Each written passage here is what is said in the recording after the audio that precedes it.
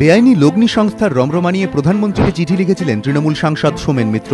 তৃণমূলের একাংশের দাবি, এরপরই দলের মধ্যে কিছুটা কোণঠাসা হয়ে পড়েন তিনি। এরপর তাঁর স্ত্রী তথা চৌরঙ্গীর বিধায়ক শিখা মিত্র বিভিন্ন ইস্যুতে প্রকাশ্যে মুখ খোলাকে ভালোভাবে নেয়নি তৃণমূল।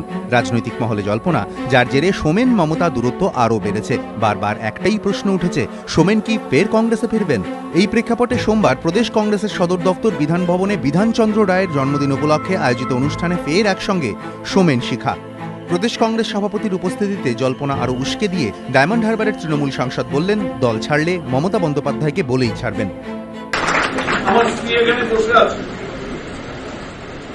আমাকে একদিন রাত্রিবেলা বাড়ি ফিরে বললেন যে মমতা বন্দ্যোপাধ্যায় নাকি ওনাকে বলেছে যে সোমেনদা কিছু এমএলএ ভাঙিয়ে কংগ্রেসে জয়েন করছে। আমি ওনাকে সেই রাত্রিরে বললাম যে তুমি মমতাকে ফোন করে বলো যে আমি কখনো পেছন থেকে মানুষকে ছুঁড়ি না, আমি যদি যেতে হয় মমতাকে বলেই চলি। সোমেন যখন কৌশলী, শিখা তখন অকপট। বললেন, 14 বছরে বিধানচন্দ্র রায় অনেক কাজ করেছেন, কিন্তু এখন বাক্যস্রোত চলছে। বড় বড় লেকচার দিলে চলবে না, কথা কম কাজ বেশি। বড় বড় লেকচার দিয়ে এসব চলবে না। আজকে বড় প্রয়োজন কাজ। পশ্চিমবঙ্গে কাজ না হলে কিচ্ছু হবে না, কিচ্ছু করা যাবে না। শুধু কথা কম কাজ বেশি। নাম না করলেও সরব শিখা বুঝিয়ে দিলেন তার বক্তব্যের লক্ষ্যকে।